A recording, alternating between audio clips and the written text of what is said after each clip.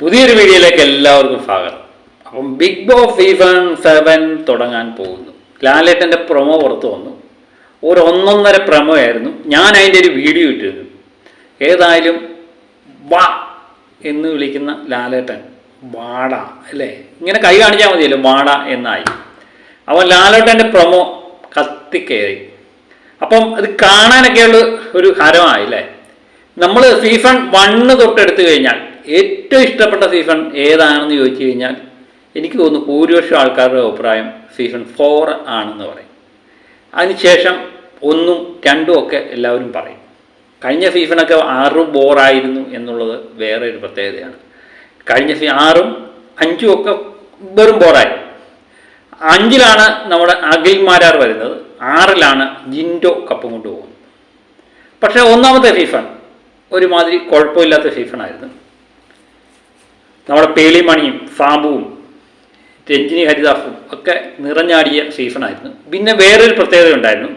Big boss Malayalam വന്നു കഴിഞ്ഞപ്പം ആൾക്കാർക്ക് കാണാനുള്ള താല്പര്യം, എന്താണ് ഇതിനകത്ത് നടക്കുന്നത് എന്ന് കാണാനുള്ള താല്പര്യം, അതുകൊണ്ടൊക്കെ ഈ സീസൺ മികച്ചു നിന്നു.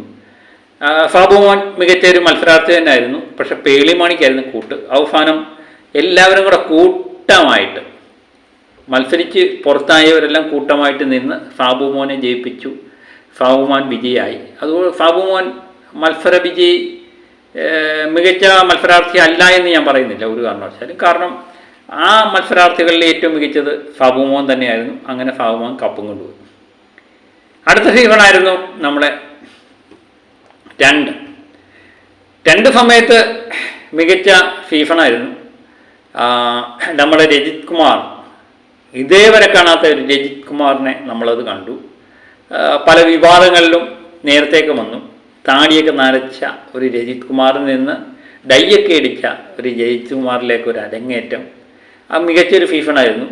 ഒറ്റപ്പെടൽ എന്ന് പറയുന്ന രീതി പിന്തുടർന്ന് അദ്ദേഹം ജനങ്ങളുടെ മനസ്സിൽ പെട്ടെന്ന് കയറിപ്പറ്റി. എനിക്ക് തോന്നുന്നു ഒരു ഓളം സൃഷ്ടിക്കാൻ, ബിഗ് ബോസ് അറിയാൻ വയ്യാത്തവരുടെ മുന്നിൽ പോലും ഒരു ഓളം സൃഷ്ടിക്കാൻ രജിത് കുമാറിന് കഴിഞ്ഞിട്ടുണ്ടായിരുന്നു. ആ സീസൺ വളരെ പ്രത്യേകതയുള്ള ഒരു സീസണായിരുന്നു. അങ്ങനെ രജിത് കുമാർ കപ്പ് ആ പ്രാവശ്യത്തെ മത്സര വിജയം നിശ്ചയിച്ചില്ലായിരുന്നെങ്കിലും രജിത് കുമാർ തന്നെയായിരുന്നു ആ സീസണിൻ്റെ സൂപ്പർ സ്റ്റാർ. സീസൺ 3 വന്നു കഴിഞ്ഞപ്പം അത് ബോറ് സീസൺ എന്ന് പറയാം. മണിക്കുട്ടനും മറ്റു പലരും ഉണ്ടായിരുന്നു.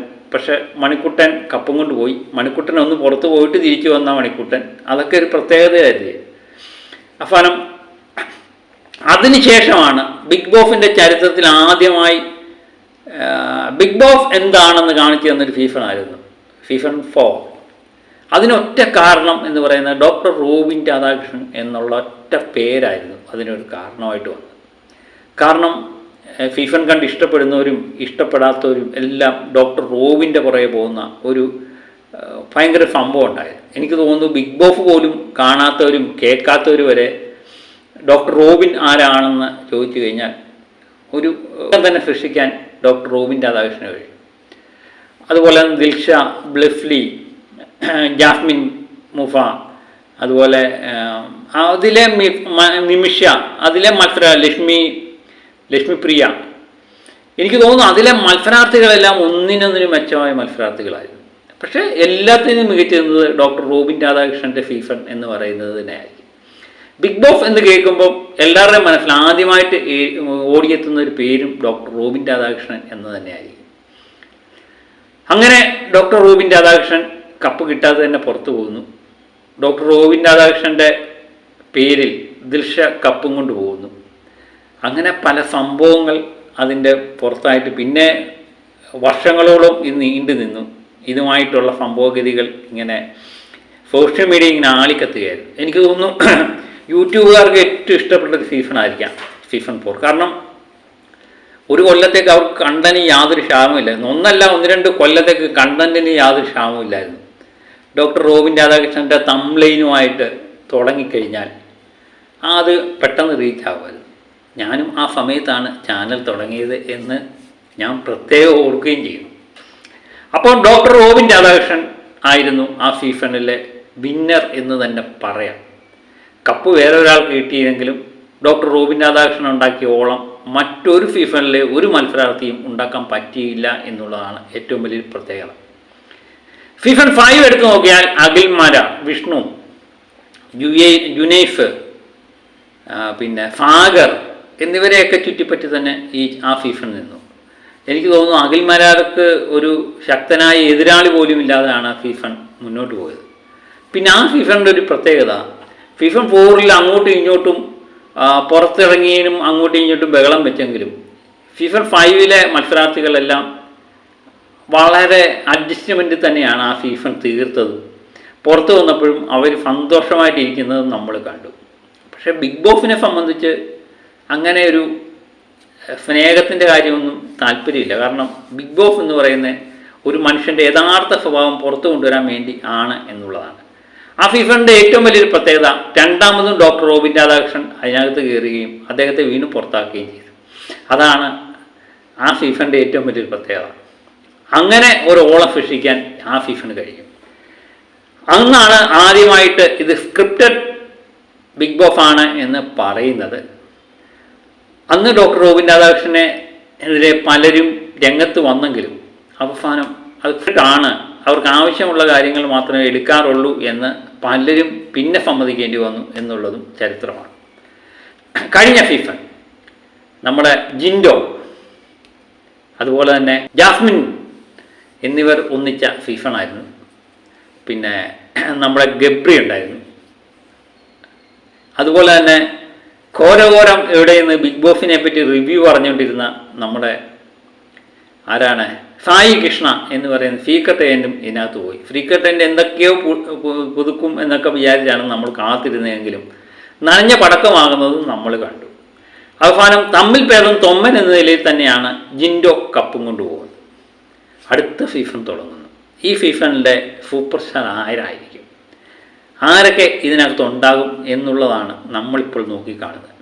ഇതിന് മുന്നോടിയായിട്ട് ഞാൻ പറഞ്ഞ പേരിൽ നിങ്ങൾക്ക് ഇഷ്ടപ്പെട്ട പേരാരാണ് എന്നുള്ള ഒരു ചോദ്യം കൂടെ ഞാൻ ചോദിക്കുന്നു. പക്ഷേ എനിക്ക് തോന്നുന്നു ഭൂരിപക്ഷം ആൾക്കാർക്കും താല്പര്യം ഡോക്ടർ റോബിൻ രാധാകൃഷ്ണൻ തന്നെ ആയിരിക്കാം. ബിഗ് ബോസുമായിട്ട് ബന്ധപ്പെട്ട വീഡിയോ ചെയ്യുന്ന പ്രമുഖ ചാനലാണ് സമ്മർ മീഡിയ. സമ്മർ മീഡിയ ഈയിടെ ഈ ഫിഫണുമായിട്ട് ബന്ധപ്പെട്ട ഒരു സർവേ നടത്തിയായിരുന്നു. അതിനകത്ത് ഏകദേശം 9,000 പേരോളം വോട്ട് രേഖപ്പെടുത്തിയതിൽ 66% പ്രേക്ഷകർ ഇപ്പോഴും ഇഷ്ടപ്പെടുന്നത് ഫിഫൺ 7 ആവുന്നു. അന്നേരവും ഫിഫൺ 4 ഡോക്ടർ റോബിൻ രാധാകൃഷ്ണനെയാണ് ഇപ്പോഴും ആൾക്കാർ ഇഷ്ടപ്പെടുന്നത് എന്നുള്ളതാണ് ഏറ്റവും വലിയൊരു പ്രത്യേകത. രണ്ടാം സ്ഥാനത്ത് അഖിൽമാര നിൽക്കുന്നു 20%. കഴിഞ്ഞ പ്രാവശ്യത്തെ വിജയായ ജിൻഡോ 6% പേരെ സപ്പോർട്ട് ചെയ്യുന്നുള്ളൂ. ഒന്നാം ഫിഫണിലെ വിജയായ ഫാബു മോന് 7% വോട്ട് കൊടുത്തു.